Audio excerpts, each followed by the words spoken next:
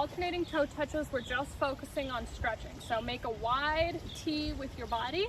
Your feet can be a little further than hips width apart, and you're gonna go across the body and touch your toe, or as close to your toe as you can get. You should feel a really great stretch in your hamstrings right now. We don't really care about going fast in this first round. We just want to get a nice stretch in. After that, we're going to go back to our beloved good mornings. So again, hinging at the hips, nice bend in the knee, squeeze your glutes at the top. So hinge at the hips. You want to feel like someone is grabbing your hips and pulling them back towards the room. Nice bend in your knee. Don't have your knees locked out. So here we go, down and up. Again, you should feel the stretch in your hamstrings, and it's gonna start getting your glutes firing. Next are our glute bridges. With this one, you wanna make sure that your back is completely flat against the ground, and push through your heels and squeeze your glutes at the top. Hold here for 2 or 3 seconds and then go back down. So pushing through the heels, squeezing at the top, and going back down. If this is too easy for you or you want a little bit more, you can put your feet up on something and do your bridge from there.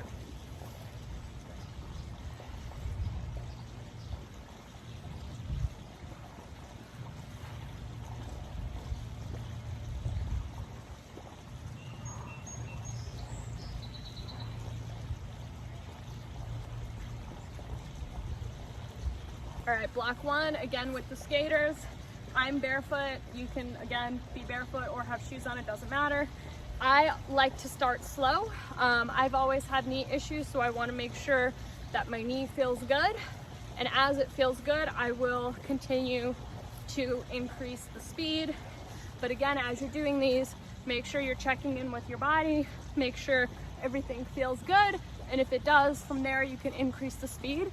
As you go faster, you'll want to incorporate more arms to really help the momentum go. But as you can see, not going very far. I'm just working on getting my muscles to fire in different directions. Whew. Okay, next, reverse lunge. So we did a lot of these last week. We're gonna keep doing them. Just back to the front. I like to do all mine on one side and then switch. You could do whatever you want. If you want to alternate, no problem. But for this one, if you're gonna switch, just 10 on one side, then 10 on the other side.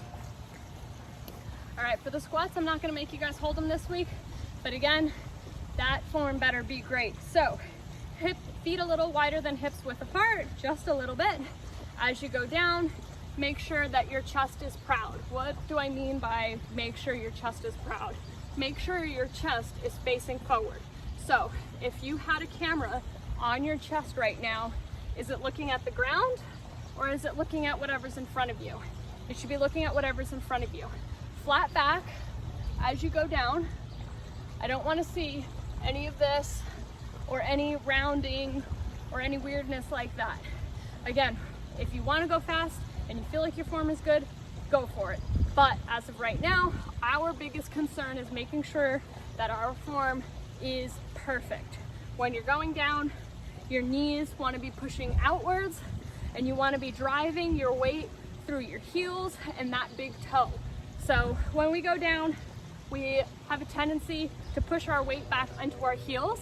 It's not necessarily a bad thing, but you really want to focus on pushing through your big toe and your heel at the same time so that we are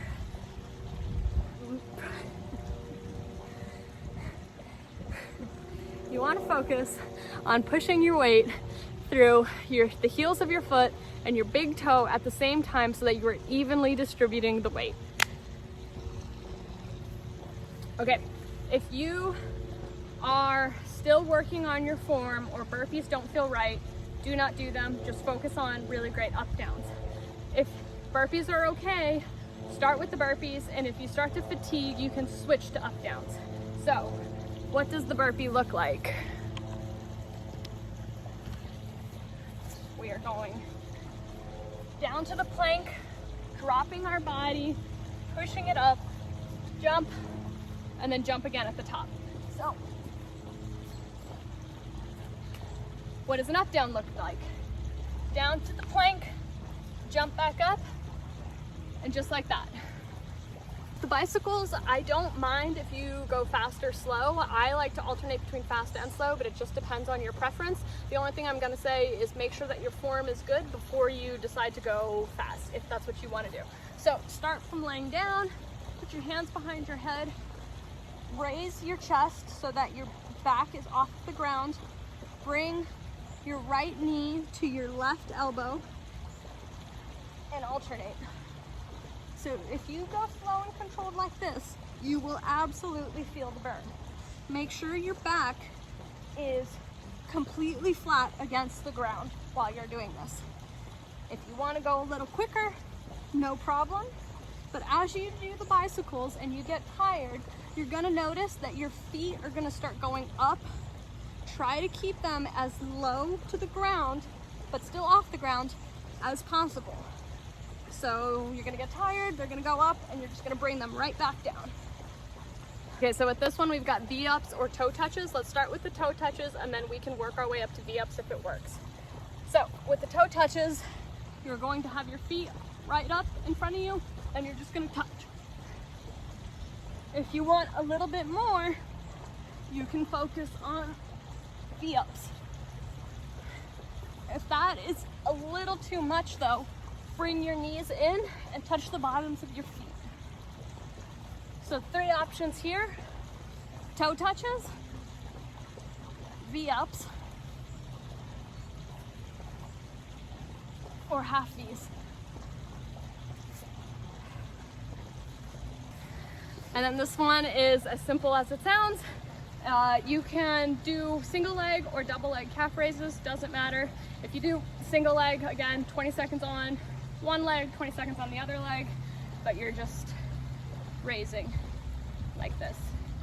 Get a little bit of a pump going, use both feet, whatever works. Okay, your core finisher for the week is meant to feel a little intense. Try to do everything without breaks. If you need a break though, it's no problem. But what we're gonna do is we're gonna start with a 30-second plank. So 10 seconds on the left side, 10 seconds in the middle, 10 seconds on the right side. From there, we're gonna go into dead bugs, 15 each side. I'll show you all of this. After that, we're gonna do a bear crawl elbow tap, then a forearm plank to hand movement, flutter kicks, and then we're gonna finish with what we started, a 30-second plank. So let's get started. 30-second plank on the right side. You're just gonna hold it. You wanna make sure your elbow is right under your shoulder and you are constantly pulling up your hip.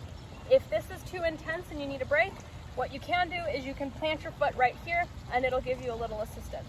From here, we're gonna go straight into our middle plank. Again, if this is a little too much, feel free to go up on your hands, totally up to you. Just make sure your back is flat and your core is engaged. And then we're gonna flip right over to our other side plank with the option of putting your foot right in front of you for a little stability.